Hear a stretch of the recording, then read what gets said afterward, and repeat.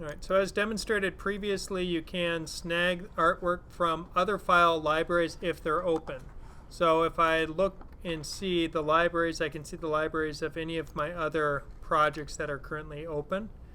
And in this case, I just want to recycle my zombie Kermit again to have a little bit of fun.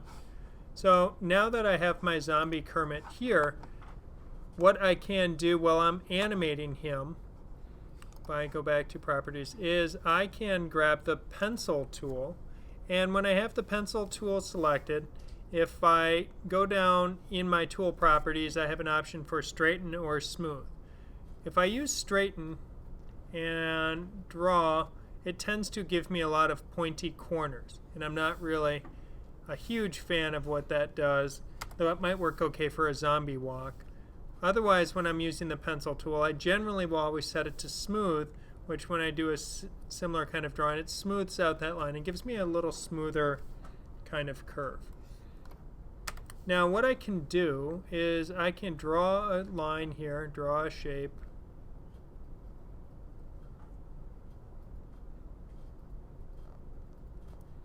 And now that I've done that, I can take that path that I've drawn. Now this is a path that's modifiable.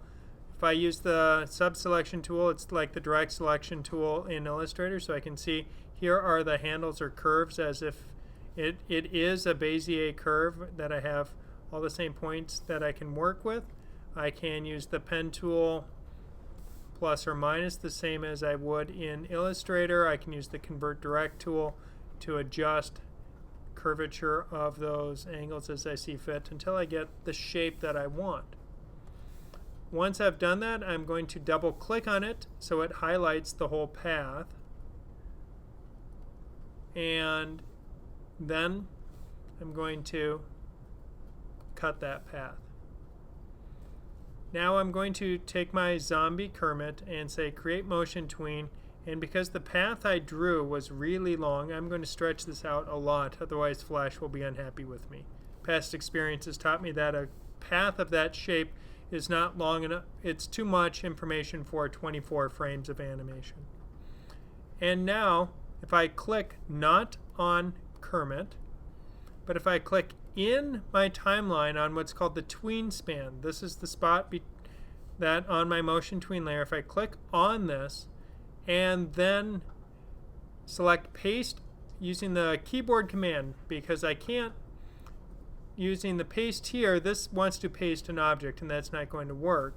But if I click here and then Command V on the keyboard, alright, I still didn't have enough frames, so let's stretch this out a little bit more because I really am kind of fond of that path.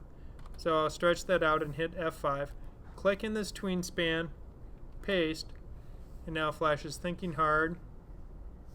Look at the spinning rainbow, and it still is unhappy, but we'll say close enough. And now if I look, we can see my zombie is now following that path that I drew. So now I have a very complex animated path. My symbol is following it, and all I had to do is draw the path, cut it, and then paste it onto this tween span in my timeline. This is one of the new features that they put into CS4 and CS5, and it makes doing path animation ridiculously simple compared to how much of a chore it was in the past. Now if I decide that at the beginning here my zombie should be bigger, I can grab my free transform tool and then now make him bigger.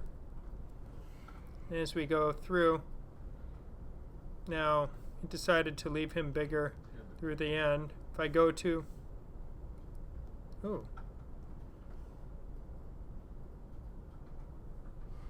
alright. So somehow we have a weird doubling.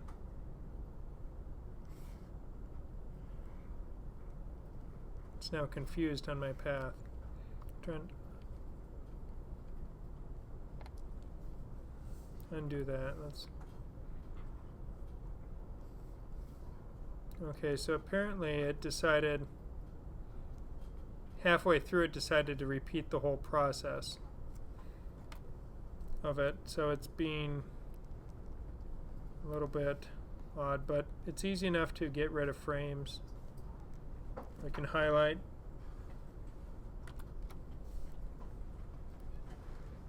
Okay. Select Kermit, shrink him down.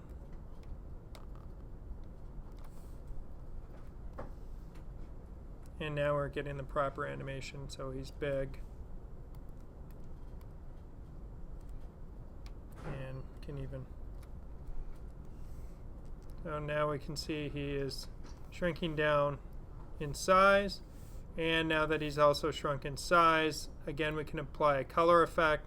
So if I wanted to change his color, instead of just brightness like we saw previously, I could decide I want to tint him so he becomes a little bit grayer as he goes back in space. So his color becomes less saturated.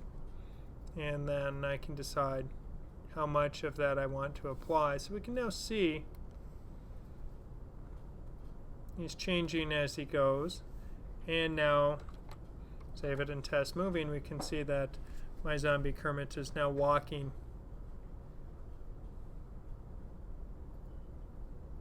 and wandering his way back into space.